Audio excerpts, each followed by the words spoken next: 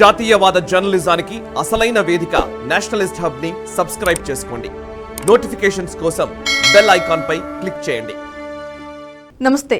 JNU students union అధ్యక్ష ఎన్నికల్లో all India students association సభ్యుడు ధనంజయ్ గెలిచాడు. గెలిచిన కొన్ని గంటల తర్వాత అతడు చేసిన వ్యాఖ్యలకు సంబంధించిన ఓ వీడియో సోషల్ మీడియాలో వైరల్ అయింది.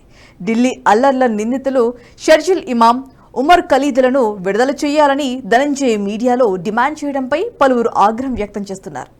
క్రిమినల్స్ కు ధనంజయ్ మద్దతు ఇస్తూ ఉండటం నిజంగా దారుణమని, ఎన్నికల్లో అతడికి ఓటు వేసిన విద్యార్థులు కూడా నిర్ఘాంతపోయారు. అఖిల భారతీయ విద్యార్థి పరిషత్ ట్విట్టర్ హ్యాండిల్లో ధనంజయ్ కు సంబంధించిన ఓ వీడియోను షేర్ చేశారు. మా సహచరులను జైల్లో పెట్టారు, వారిని విడుదల చేయాలని డిమాండ్ చేయడానికి నేను ఇక్కడికి వచ్చానని ధనంజయ్ అన్నారు. ఈ వేదిక నుండి షర్జిల్ ఇమాం, ఉమర్ ఖలీద్లను విడుదల చేయాలని డిమాండ్ చేస్తున్నానని చెప్పుకొచ్చారు ధనంజయ్. ఢిల్లీలోని జవహర్లాల్ నెహ్రూ యూనివర్సిటీలో ఇటీవలే జరిగిన స్టూడెంట్స్ యూనియన్ ఎన్నికల ఫలితాలు వెలువడ్డాయి. ఈ ఎన్నికల్లో వామపక్ష కూటమి విజయం సాధించింది.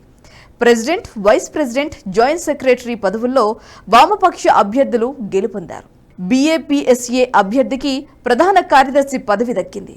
జేఎన్యూఎస్యూ అధ్యక్షుడిగా బీహార్కు చెందిన పీహెచ్డీ విద్యార్థి ధనంజయ్ విజయం సాధించారు. జేఎన్యూఎస్యూ సెంట్రల్ ప్యానెల్లో అధ్యక్ష పదవికి జరిగిన ఎన్నికల్లో 8 మంది అభ్యర్థులు బరిలో నిలిచారు. అఖిల భారతీయ విద్యార్థి పరిషత్ అభ్యర్థి ఉమేష్ చంద్ర అజ్మీరాపై ధనంజయ్ 922 ఓట్ల తేడాతో విజయం సాధించారు. అయితే ధనంజయ్ విజయం సాధించగానే యాంటీ నేషనల్స్ కు మద్దతుగా వ్యాఖ్యలు చేయడం తీవ్ర దుమారమని రేపింది. షర్జిల్ ఇమాం, ఉమర్ ఖలీద్లను విడుదల చేయాలంటూ డిమాండ్. అయితే వారి గురించి తెలిసిన ఏ విద్యార్థి కూడా ధనంజయ్ డిమాండ్కు మద్దతు ఇవ్వరు. షర్జిల్ ఇమాం భారతదేశానికి వ్యతిరేకంగా ఎన్నో వ్యాఖ్యలు చేశాడు. దేశంలో చిచ్చు పెట్టాలని కూడా ప్రయత్నించాడు. అలీగఢ్లో ఒక సభలో ప్రసంగిస్తూ 7 ఈశాన్య రాష్ట్రాలను భారతదేశంలోని మిగిలిన ప్రాంతాలకు వారిని కలిపే సిలిగురి కారిడార్ను ధ్వంసం చేయాలని ముస్లింలను కోరాడు. భారతదేశం నుండి అస్సాం విడిపోవాలని కూడా వాదించాడు. ఎన్నో రెచ్చగొట్టే ప్రసంగాలు చేశాడు. ఇక 2020 ఫిబ్రవరిలో ఈశాన్య ఢిల్లీలో హిందూ వ్యతిరేక అల్లర్ల కారణంగా 53 మంది మరణించారు. అందుకు కారణమైన వారిలో షర్జిల్ కూడా ఒకడు.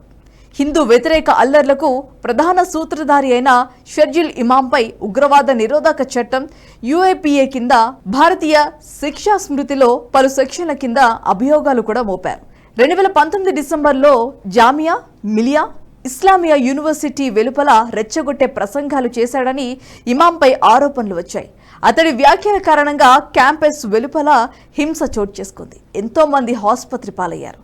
జేఎన్యూ పూర్వ విద్యార్థి ఉమర్ ఖలీద్ 2020 సెప్టెంబర్ 14న, ఫిబ్రవరి 24న చెలరేగిన ఢిల్లీ హిందూ వ్యతిరేక అల్లర్లలో ఉమర్ ఖలీద్ పేరు ప్రముఖంగా వినిపించింది.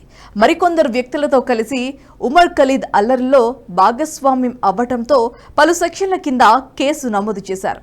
ముస్లింలను రెచ్చగొట్టడం, పెద్ద ఎత్తున హింసాత్మక ఘటనలు జరిగేలా ప్లాన్ చేశామని ఉమర్ ఖలీద్ ఢిల్లీ పోలీసుల ఎదుట అంగీకరించాడు. ఇలాంటి దేశ వ్యతిరేక శక్తులను బయటకు తీసుకొని రావడమే తన లక్ష్యమని ధనంజయ్ చెబుతూ ఉండటం నిజంగా విద్యార్థి లోకం తలదించుకోవాల్సిన విషయమే.